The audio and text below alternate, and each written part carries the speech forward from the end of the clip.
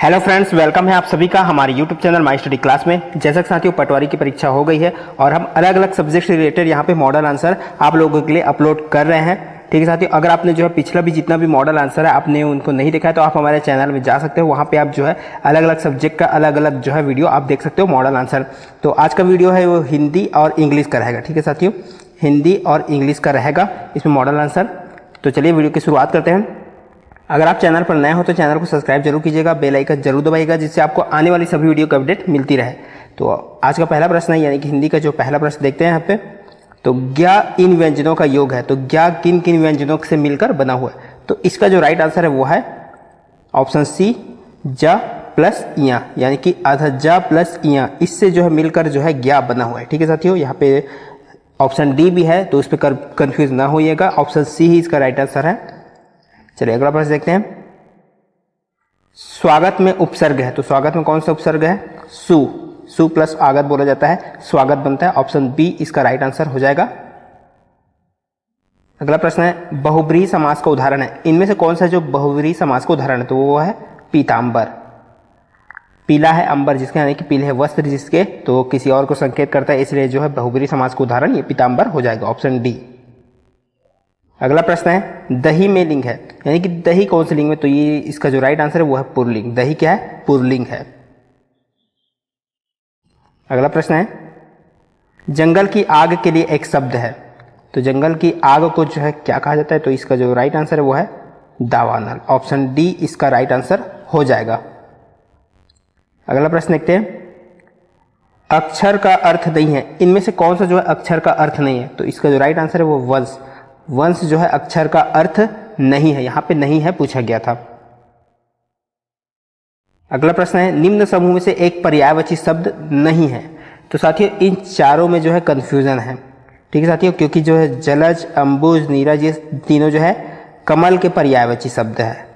ठीक है साथियों, कमल के पर्यायवाची शब्द है। और जो जलद है ये बादल या मेघ के जो है, बादल या मेघ का पर्यायवाची शब्द है। तो इन चारों में से जो है ऑप्शन में से जो है थोड़ा सा कंफ्यूजन है। ठीक है साथियों, तो आप भी जो है यहाँ पे सर्च करके देख सकते हो चारों का आप अच्छे से, तो आपको मिल जाएगा। क्योंकि ये अगर ये पूछा गया कि निम्न समूह में से एक पर्यायवाची, अगर इनमें से कोई एक जो है पर्यायवाची शब्द नहीं होना था, लेकिन यहाँ पे जो है चारों जो है किसी न किसी का पर्यायवाची शब्द है। तो ये तीनों तो हो गया कमल का, और ये जो है बादल या मेघ का पर्यायवाची शब्द। आप अपना भी आप यहाँ पे सर्च कर सकते हो। अब देखते हैं व्यापम यहाँ पे किसको लेता है आंसर। ठीक है साथियों, तो चलिए अगला देखते हैं। क्रिया विशेषण होते हैं, तो क्रिया विशेषण क्या होता है? ये अविकारी है क्रिया विशेषण।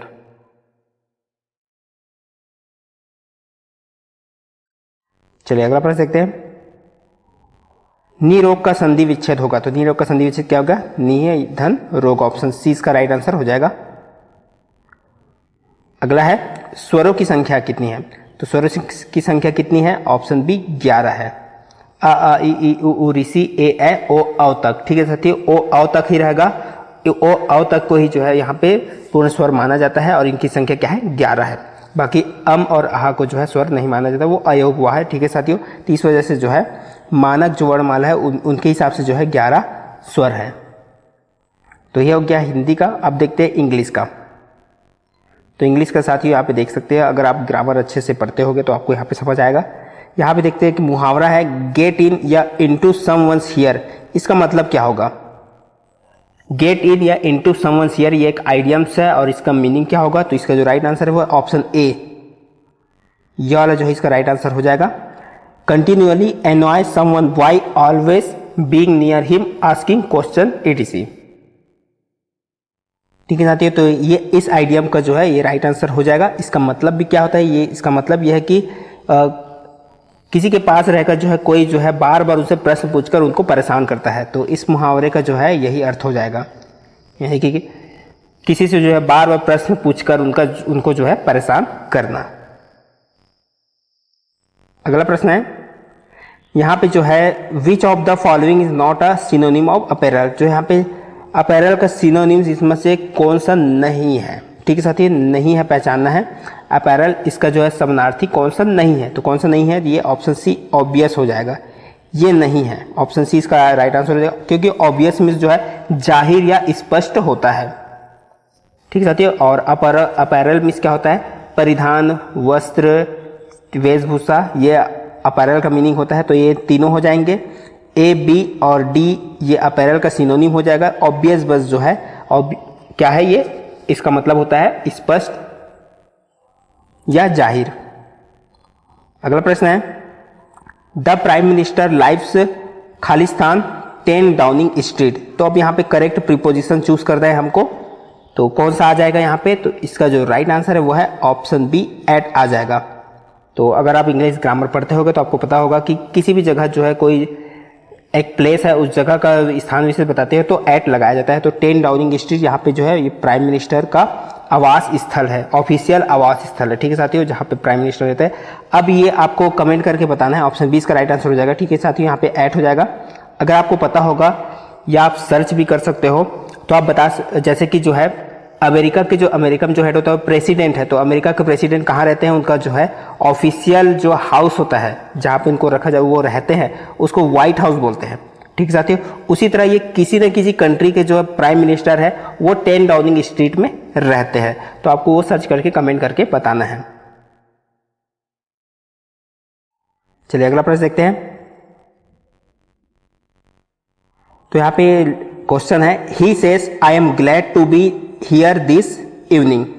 तो इसको हमको इनडायरेक्ट स्पीच में चेंज करना है, तो इसके लिए जो है आपको अच्छे से ग्रामर का नॉलेज होना चाहिए, तभी आप इसको बता पाओगे। तो इसका जो राइट आंसर है वो है he says he is glad to be here this evening, option C इसका राइट आंसर हो जाएगा।